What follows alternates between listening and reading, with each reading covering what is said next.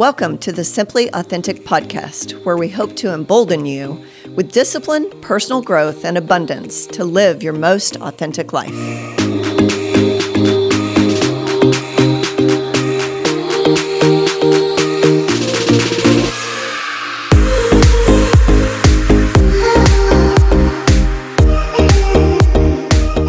Welcome back to the Simply Authentic podcast. I'm Tanya Murphin. And I'm Angie Mullings. And we have a guest in studio today. We're very happy to welcome Tom Douglas. He is the CEO of JMARK and also the author of Adapt or Die. So he's a published author and keynote speaker. He does all kinds of things, and we're going to get into a lot of topics today. So buckle up. Hello, Tom. Welcome. So glad you're here. Yeah, I'm grateful. Yeah. So let's get started with you just introducing yourself and telling us a little bit about your background, who you are, and then get into JMARK. Yeah, so I have been at JMARK for, I guess it's going on 30 years now. So I joined the organization as a level 1 engineer after I was in the Navy for 4 years. So I fell in love with technology when I was in the military, and when I decided to get out, I leaned into the computer world and databases and all things geeky. And so when I joined the company, I thought I was hot stuff, and as it turns out, I didn't really know that much. But I had some great mentors, and they helped me work my way up through the organization. My organization management skills kind of kicked in from the military, and I worked my way up through JMARK. And then bought the company in 2001. Okay. We had to downsize the company to about 6 people, and we've grown it now. We're just approaching 130 people inside the organization now. So we specialize in IT managed services, which is supporting the IT infrastructure for small and medium-sized businesses around the country, really, but mostly here in the Midwest. And so we'll step in and we take care of security, and we take care of backup management, help desk services, servers, cloud solutions, all the above. So we like geeking out on all the stuff that happens behind the scenes that people are like, I don't know how it works, but I just needed to. We're glad you're there because we're not geeky. So we need your help for sure. So what's the biggest problem that you see? We were talking beforehand, and you go in, somebody calls you up, and we're known in Southwest Missouri, we have tons of small businesses. So someone calls you and they want you to come in and evaluate their situation, their IT situation. What does that look like for someone? Well, the first thing that we do is have a conversation about what an engagement with us looks like, and make sure that we're on the same page, that we're kind of aligned on the future, what the challenges are, make sure that we can solve those problems, because sometimes we're just not the right fit. There's a lot of organizations that are specialized where we don't have the knowledge inside of our business to solve the problem. So, and we don't want to step into a situation where we can't create value. So, the number one thing is making sure that we're aligned, we can solve the problems, and then we would do a network eval for that organization. So we're looking at all of the risk in the environment, the design, the server infrastructure, or network, the way that organization connects to the internet. So we have minimum standards that we have to have in place for us to be successful. We train our team to operate in certain ways, and if the infrastructure is just way outside of the norm, then we either have to get it into the norm, or then it's not the right fit otherwise. And so it's about having that conversation and assessing what they've got and what the gap is in order to get it closed. We were talking, one of the biggest challenges is in security, backup management, and design. A lot of people think, well, I'm going to use my computer until the keys fall off, kind of a thing. And, that creates lots of challenges as it relates to security management, because the updates that are coming out and the vulnerabilities that need to be managed and things like that. And so the computer will become slow and almost unusable long before it actually fails. And so lifecycle management and alignment around those kind of things is a part of that conversation. Since you said that, is there a standard for how often you should replace your computer? Yeah, it kind of depends on whether or not you're a power user and how your applications run, but 3 to 5 years is usually the window. And, your heavy users, usually around 3 years. Okay. You know, somebody, especially if it's an application like a CAD application where it's really intensive and there's lots going on, and they need to be able to run kind of the latest technology and the latest versions of the software. But if you think like a bank teller, you know, it's kind of just running a plain application, not too intense, Right. but needs to be secure. You know, 4 or 5 years is fine. Okay. Interesting. Yeah. So your clientele, there's no, is there a lane you stay in with your clientele, or can it be anybody? Well, we specialize in a few different areas. So our biggest industry is helping hotels, hotel, but not point of sale. So so it's kind of Okay. the back end side of it. And we do a massive amount in banking and in healthcare, professional services, insurance services, things like that. We stay away from retail. And in most of the time, businesses that we have start around 20 users and then go up to around 500 or 600. Okay. Okay. Yeah. We were talking about cybersecurity before we got started, and being a franchise, we were required to have cybersecurity for the first cybersecurity insurance. Am I saying that right? Cyber liability insurance. Cyber, yeah, for the first time ever this year. Okay. And I fought it because I had to have a $3 million policy, and I'm not that big of a company. But so can we talk about the importance of, so you've educated me this morning. So can you tell our listeners a little bit about the importance of that, and at what time in their business that they might want to look at that? Yeah, well, I think you know, at what point is a little bit different for each organization, depending on Yeah. the size and those kind of things. But it's about risk mitigation. I mean, you have insurance on your building in order to protect it. You know, Richard Hollis is a good friend of mine and a client of ours, and he says, you know, years ago you had insurance to protect your physical things. Now you have insurance to protect your digital things, because that's actually where the value of most businesses live. Right. And a lot of people have a trouble making that transition into, you know, protecting my digital assets. And so Yeah. that's what we're talking about. And so it is expensive and it is a transition. But when your primary business assets are pieces of paper that you're scanning in, or forms that you're filling out online, or whatever it may be, and you've got Social Security numbers, you've got income levels, you've got all of those things. Excuse me, I'm sorry. Bless you. Thank you. You have risk in there that if that data is compromised, your whole client list may be compromised and on the dark web and all the things. And so as it relates to your reputation as a business owner, protecting your business for the future, putting that insurance in place is an important thing that we recommend all of our clients put in place. If you're in business and you have sensitive data in digital assets, you should probably have at least a minimum level of coverage.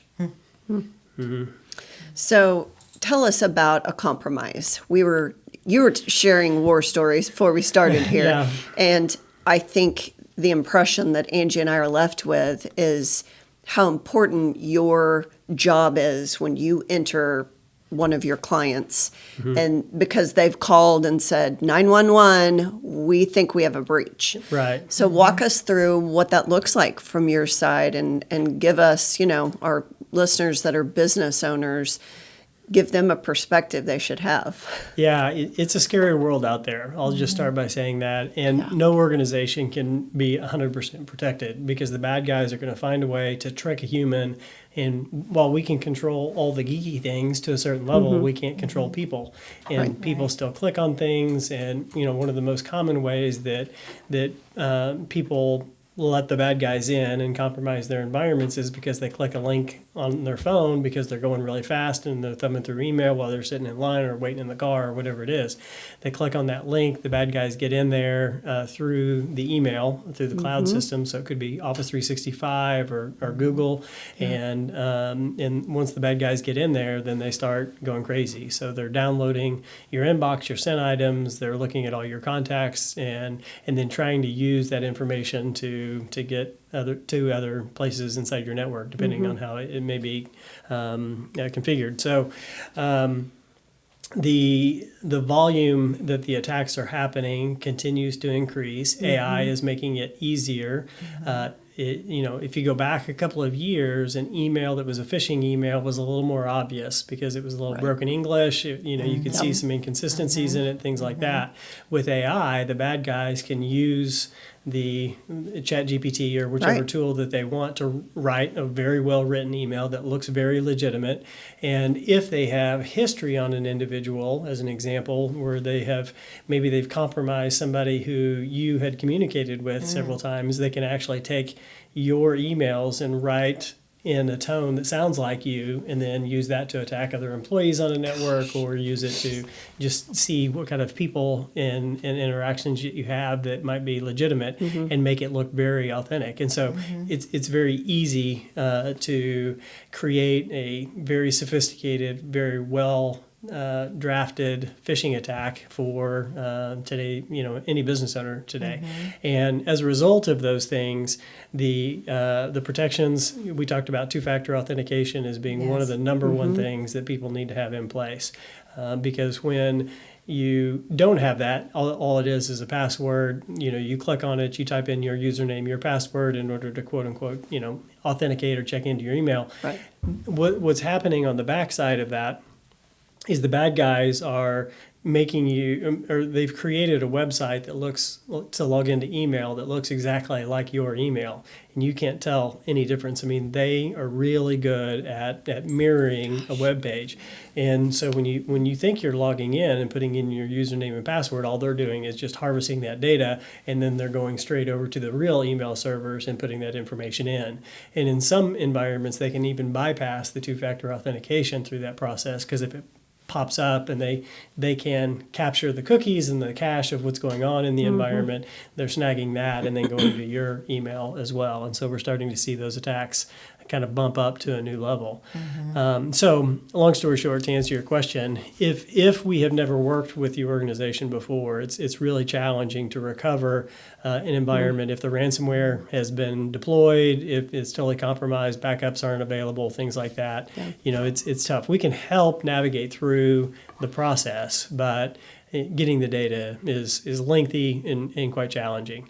The average recovery time, if somebody is fully hit with ransomware, and even if they've got some versions of a backup, it generally takes 30 to 45 days before businesses are up and operational fully again. Wow. You might take 2 or 3 days to get kind of key systems back in place, but it's oftentimes longer than that. 4 or 5 days is not unusual in a bad ransom attack. And, the Choice healthcare system, it took them, I think it was 14 days before they had some of the systems back online, and it was closer to 45 days before it was totally back online. And then if you look at the compromise, I don't remember the name of the organization, but it was all the car agencies. I don't know if you heard about that one. Yes. It took them about 2 weeks before they could sell cars online using the systems again. So these are examples of how devastating it can be to solve the problem. The benefit of having us in the network and managing the network prior to the bad guys is we have a certain set of standards and a certain set of activities that we do in the environment. And so oftentimes when these attacks happen, if we know and detect it properly, we can get it solved in 20 minutes and we're done. There's not a whole lot that has to be done. After that, we can kick the bad guys out. We can find out if there was any data that was exfiltrated and move on, because most of the time we can catch it before there's a real compromise. But if you don't have those tools in place that alert you to the bad behaviors that are going on and some of the things that indicate a compromise, then the bad guys are there. And again, they can be in there for 30, 45, 75 days, and you never know it if they're just trying to sniff around and find how to do a deeper dive into your network and get more digital assets. Do you have any kind of industry? I'm probably going to answer this myself before I even get the question out. Is there any industry that is more at risk because there's more data to get? It's more interesting to the criminals. Yeah. Well, anything that has personal information, so think healthcare. Yes. because there's Social Security numbers, there's healthcare records, those Yes. all sell on the dark web, to people who want to steal Identities. identity Yes. theft and things like that. There's been false Medicaid and Medicare filings from health records and all of the things. So anything like that they can get their hands on, then it can become quite valuable for folks. So in terms of that, there's a lot of focus in the healthcare arena. There's also a lot of focus on another kind of fraud that's called CEO fraud. So organizations that have a CFO in place, they'll mimic the CEO's correspondence and send an email to the CFO and say, hey, I need to wire $50,000 to this organization at this wiring address, and you're using these wiring instructions. And in that environment, the CFO oftentimes will call or text Right. or something. Right. And sometimes the bad guys will say something like, well, I'm in a meeting, I can't take a call right now, so just send it and we'll talk about it later. So they're trying all of these things. So we recommend that there's always a face-to-face process that has to occur. If your CEO is traveling, it's not that unusual to authorize wires. Sure. In your business, it Yeah, happens all sure. the time. But you have to verify that it's legitimate. And so when you get these random emails or text messages, you just have to make sure that it's the real deal.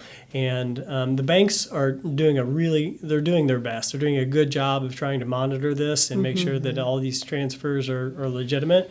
But again, the bad guys they're getting smarter. AI is making it more challenging to detect the fraud. And in today's world, there was a circumstance where CFO fraud occurred for $1 million. Not a small amount. Right. The CFO thought that it was weird and said, hey, let's jump on a Zoom call. And they did.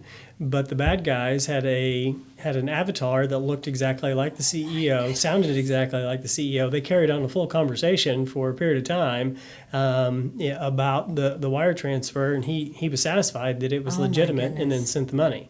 And so the bad guys are using these AI tools are able to do some pretty capable things. So we think about being online, and all they need is a couple of minutes of you talking in your video, and they can imitate you full on. So the bad guy is sitting behind the curtain, and he's saying the things, but it's translating that, if you will, into the face of the CEO that sounds like the CEO and fooled the CFO.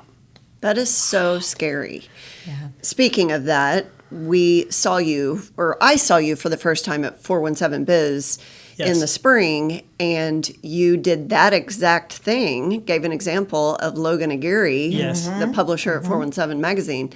And I had never seen a real life example of someone I knew, and it was spooky. It was scary. It was spooky. Yes. Because you knew, I think we were paying attention to the pauses, but it was her voice, it was her mannerisms. That happening in real life, that is really frightening. It's happening more and more, Sure. and the technology is getting better and faster. I mean, it historically speaking, well, not even that far back. I mean, 6 months ago, you needed a little bit more video and voice in order to Right. do it. Some of the technologies can do something as simple as that in 30 seconds. Gosh. And it was what was it, 2 minutes or 3 minutes, something like that. Yeah. And not a full conversation with the CFO. So, 20 minutes in a podcast or something like that, like we're doing. You're right. They've got it. Yeah. That's all they need. Yeah. Wow. Yeah. So we had also talked about actual ransoms having to be paid before Yes. we started. How normal is that? How often do you see large companies or even small companies having to actually pay a ransom amount to get their data back? Well, the volume of ransomware situations has diminished a little bit over the last year because people just got hammered during COVID, after Yes. COVID, all of those kind of things. And so we saw a spike during that time.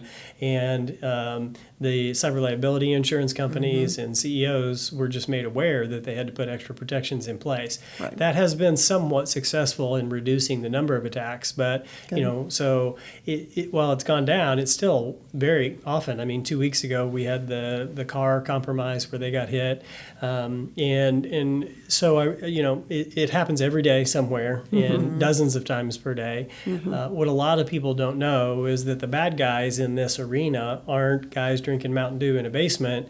They're legitimate businesses that operate overseas that we can't go and get, and they come to work every day just like we do. They work at a desk.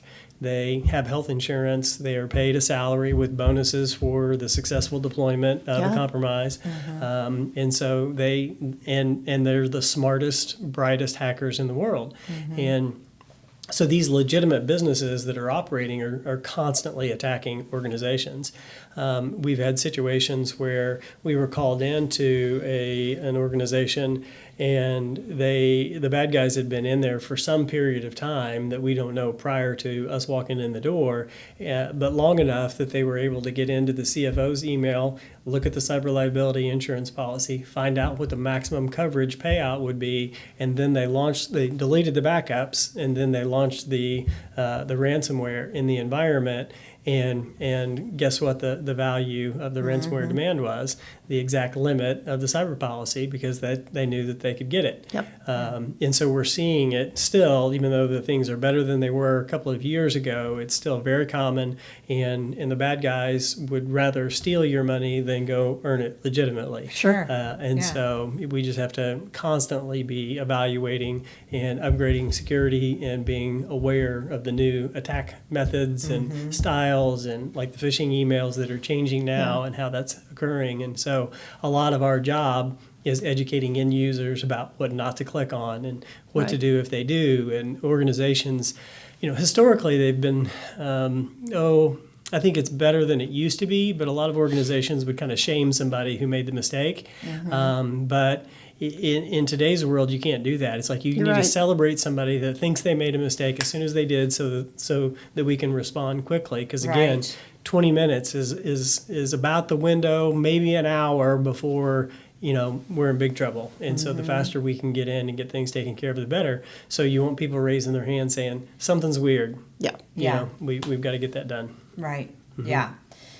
Yeah, and that kind of leads me into something that I wanted to talk to you about, because I've seen you a couple of times. When you walked in, I said, I feel like I know you because I've seen you on stage. I've seen presentations you've done, but I know that culture is a big thing with JMARK, and most of the time when we have business owners, entrepreneurs, and we talk about culture, it's very important within our organizations. And you went from, what did you say, 6 to now 150 or so? 130, yeah. So talk to us a little bit about culture. And you're in an environment, your business is being on top of things all the time. Your industry moves lightning speed, right? So talk to us about building culture in an arena that I would guess burnout is pretty common. It is. And what it takes to build an environment where people aren't shamed for raising their hand for something. Well, it's hard. First of all, I'll say that. I think CEOs across the country, across the world, struggle with building the best culture that they can. A lot of the things that we've learned, we've had some incredible mentors, we've had some incredible coaches along the way that have helped us and navigated through. And truth be told, we have screwed it up plenty of times. I mean, we've made lots of mistakes. But we were fortunate to win the 417 Best Places to Work this last year. And so we've really leaned into what it means to put in a great culture in place. And, I think it starts with a foundation of really getting serious about your core values. If you think about how you operate as a family, you almost have unwritten rules in the household. You have a language that you can speak to, and everybody kind of understands how we act and how we operate. And that creates safety, and that creates a comfort level. And if you don't have your core values defined and how you're going to operate and how you're going to behave and the language that you're going to use inside the business and your way of solving problems, as an example, if you don't have those things defined, people don't feel safe. Google did a study several years back now about the what creates the highest productive teams in the world. And they looked at intelligence, and they looked at team dynamics, and they looked at skill sets, and they looked at the mix of the individuals in the team. But the one thing that surpassed all of them was psychological safety. And so when you think about what it means to have that psychological safety in an organization and in a team, it's I can raise my hand when I've made a mistake, and I'm not going to get shamed. I'm not going to get fired for making a mistake. It's an opportunity for me to learn and grow, and we're going to celebrate the growth, not punish just a mistake that all of us are going to make. Right. And so when you create a culture both of safety and where everybody is operating with that sense of feeling, then it creates like a home environment. It creates that comfort level that you want to be around. And at the end of the day, the thing that we've learned is that good people want to do good work. And so it's our job as leaders to create an environment where they're surrounded by people who have that same belief system and who they enjoy being around. And when you make a bad hire, which we all do, and you get a bad apple in there, you have to fire fast. And when you have good people, you have to give them multiple chances and coach and grow with them and help them to understand. I think in today's world more than ever, it's really important to lean into the potential of somebody's success.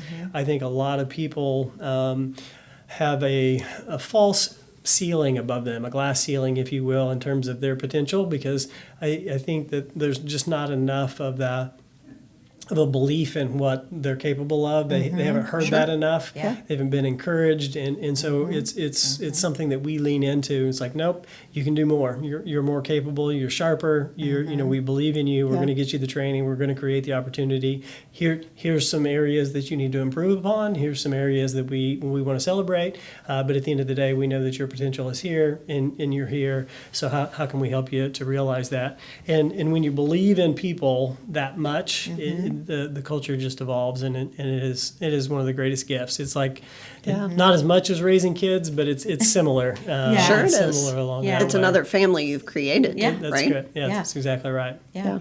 And Angie and I know a little bit about that just with trying to create a culture in our real estate companies.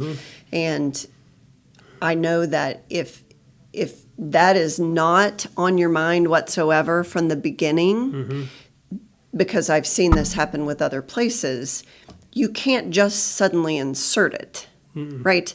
It starts with the way you treat them, the way you feel, they see the way you feel, and I think that just emanates, right? Yes. Yeah, absolutely. And so culture was always the biggest, most important thing to me, and really it was my only objective when we opened our company. And I made sure my partners knew that, and they were like, You go, girl, because they wanted nothing to do with it. But we all together helped create that culture. Yeah. So it's foundational. I can really appreciate that. Yeah, I mean, I think of it almost like a bank.